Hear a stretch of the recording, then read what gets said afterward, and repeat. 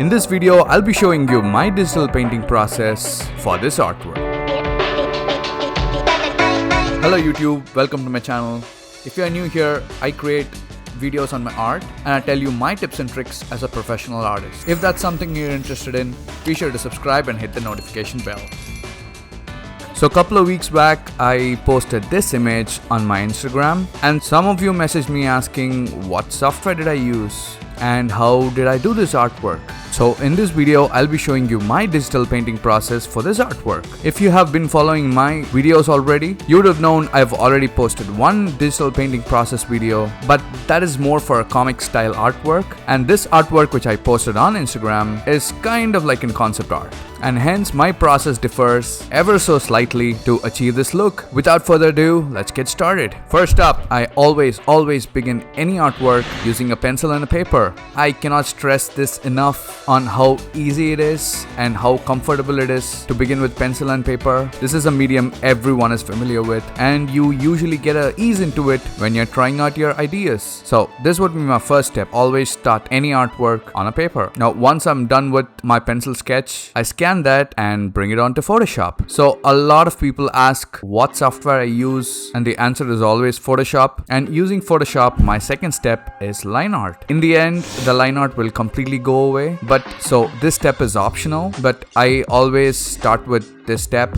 when I'm digital painting. It helps me give me an idea of how it would look in the end and it doesn't take much time, so I usually don't skip this step, but if you'd like to skip this step, you can do so. Once I'm done with the line work, the next step is color blocking. The main reason for color blocking is to mainly understand what are the base colors I'll be using. If I skip this step, I usually don't get the color harmony I'm looking for in an image, so I usually go over any artwork with plain color blocking and experiment with different colors and see which work together, and that is the final colors I go with. Before we get to the next step, I'd like to announce a few weeks back I released a Skillshare course on how to design characters for animation and comics. If that's something you're interested in, there is a 2-month free trial in the link in the description below. If you'd like to know more about this course, check out my previous video or you can follow this link above. Next up, highlights and shadows. The first thing I do before I begin with highlights and shadows is determine the light source. For this image, I want the light source to be on his face, so it's going to be from this direction. So I begin with blocking out the shadows on the opposite side of things. As you can see, I have my color palette set over here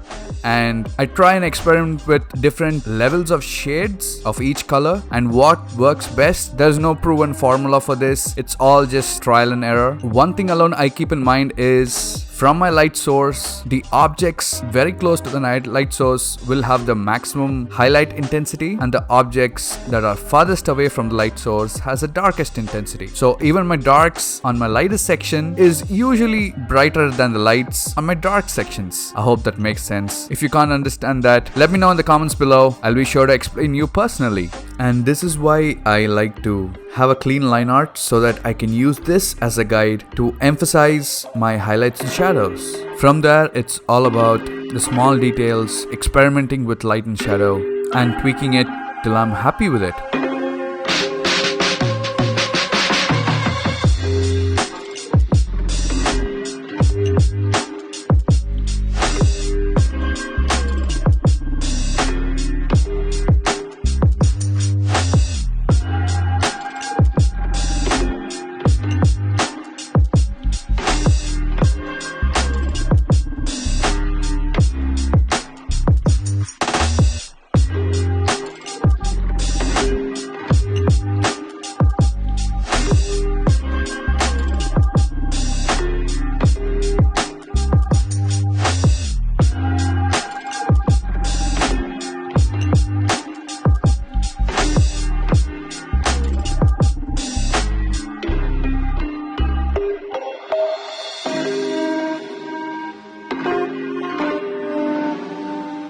And to give a bit of depth to an artwork, it's usually a good idea to give the details on the ground the character is standing on. This makes the artwork a bit more dimensional and it makes it all the more interesting. And after adding a bit of background effects, there we have it. This is our finished result. Even though I follow this process to most of my artwork, I still do a lot of experiments here and there, usually by trial and error method, and I would advise you to do that as well. By doing so, you'll know what you're happy with and what you're not, and you can bring in your own process to your artwork. I hope this video helped you with understanding my digital painting process, and as always, thank you for watching. See you in the next one.